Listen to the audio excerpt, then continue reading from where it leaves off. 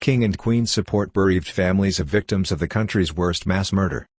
King spoke movingly to parents of the bereaved gathered on Friday night on the first floor of Nong Bua Lamphu Hospital, the day after Thailand's worst mass murder by a former policeman due in court on Friday facing drug charges and who earlier that day was the subject of a domestic incident reported to police. King Maha Vajiralongkorn and Queen Suthita flew into the northeast of Thailand on Friday evening to play a key role in comforting families of the victims of Thursday's horrendous mass murder. The disciplined and well-organized visit saw the king close to tears as he told the families of those bereaved in Nong Bua Lamphu that there were no words he could use to take away the pain and sense of regret, but he did offer his encouragement, which he told his audience was a gift for all in need at this time. What do we do for the best? It is to provide encouragement to everyone, the monarch said. Scenes from Nong Bua Lamphu on Friday evening. King Maha Vajiralongkorn and Queen Suthita arrived in a car driven by the Queen, a professionally trained bodyguard. After flying from Don Mueang Airport to Udon Thani to meet and support the bereaved families of those who perished in the kingdom's worst-ever mass murder committed by a defrocked policeman on Thursday afternoon. The royal couple spoke with family members of those injured and were briefed on the medical care of several people admitted after the atrocity. They later moved on to Udon Thani Hospital to monitor the care of a 3-year-old boy who survived the massacre. Thailand's king and queen flew into a Royal Air Force base in northeastern Udon Thani province on Friday night to visit a hospital there and in Nong Bua Lamphu to offer moral support to the victims of Thailand's worst mass massacre, in which 37 people lost their lives on Thursday afternoon and 7 were seriously injured, 5 being left in a critical condition. On Thursday evening, the royal couple left the Dusit Palace in Bangkok at 6:44 p.m. to board a royal flight from Don Mueang Airport and were flown into Wing 23 military airport outside Udon Thani. King and Queen at Nong Bua Lamphu Hospital. By 9:15 p.m. the King and Queen were at Nong Bua Lamphu Hospital, where they met Mr. Suwit Chanwan, the Deputy Governor of Nong Bua Lamphu and the hospital director.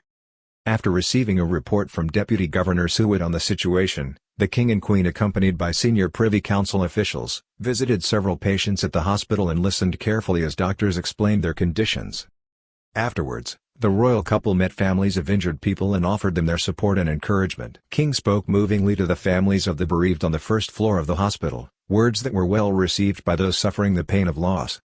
The King and Queen, together with their entourage, then proceeded to the first floor of the hospital, where they met families of those who lost loved ones in Thursday's mass killing by a deranged former policeman, Corporal Panya Kamrab, who was facing trial on Friday for drug-related offences before Nong Bua Lamphu Provincial Court. Slaughter of innocents by ex-policeman driven by drugs in Nong Bua Lamphu shocks Thailand. The King, while speaking to the relatives, encouraged them to stay strong and work back towards a normal life. However, he spoke movingly about the situation. "I feel very sad that something like this happened," he told his audience. He said he had no words to explain what had happened and that he was sure no words of his could take away the pain and regret felt by all present. However, he said that encouragement was a gift that all could offer each other at this time and would help to put the spirits of those lost at ease. What do we do for the best? It is to provide encouragement to everyone, the monarch concluded. Some bereaved family members expressed gratitude to the King and Queen for their visit and words of comfort, saying it had helped them at this dark time.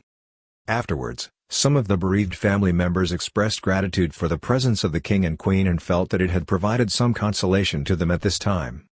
One of these was Wasana Photipal, who lost her daughter on Thursday, as well as 3 grandchildren and 2 other close relatives at the Child Development Center in the Naklong district of Nong Bua Lamphu in what will be remembered forever as an infamous atrocity. Ms. Wasana said that the royal visit had given her both physical and moral support at this dark time. Another bereaved mother, Ma Chow Wani, spoke in similar terms. She said the presence of King Maha Vajiralongkorn and Queen Suthita had also helped her cope. She explained when they spoke to her and offered her their support, it felt like she was part of a bigger family. The King and Queen were joined on the visit to the northeast by Princess Maha Chakri Sirandhorn.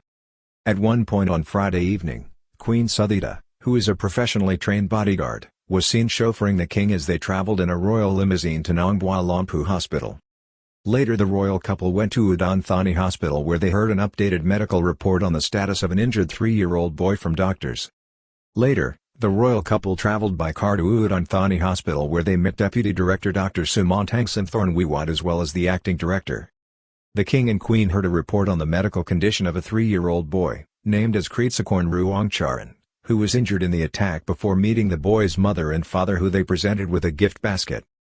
Afterwards, the royal party drove back to the Udon Thani Air Force Base and returned on the royal plane to Bangkok.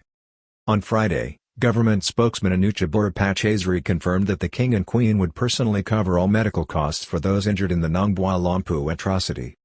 Prime Minister Prachuap, also in Nong Bua Lamphu, urges people not to absorb so much press coverage of the event, worried about mental health. The kingdom is still coming to terms with the terror and evil of Thursday's atrocity, with Thailand's Prime Minister Prachuap, who also visited the northeastern province on Friday, warning the families to limit their absorption of news coverage, while he encouraged others not to share or make public disturbing video and photo footage of the nightmare that unfolded on Thursday afternoon. The PM said he was concerned for the mental state of the families involved and indeed the wider public as the kingdom struggles to absorb what happened. The carnage of the event, in which the killer killed 24 young children as well as teachers and his own family, will however not so easily be forgotten and has already generated political reaction, with questions being asked about how the killer enjoyed an extended career within the Royal Thai Police while superior officers knew of his problems with drugs and his antisocial behavior. Initial tests on killer's body suggest he may not have been high on drugs. No traces found in blood samples. The killer's body was cremated on Saturday.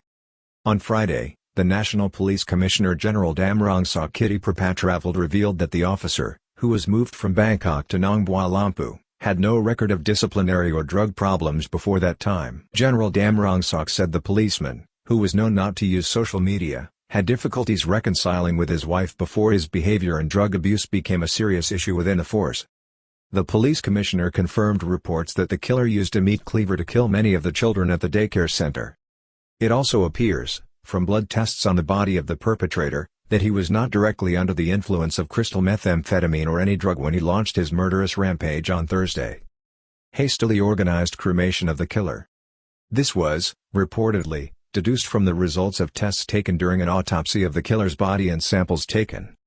However, further tests are reported to have been ordered, even though, on Saturday, the man's body was cremated at a hastily convened funeral ceremony at a temple near Udon Thani, the only one where monks would permit the event to go ahead. The police chief also revealed that there was a domestic incident with the man's wife reported just before Thursday's onslaught.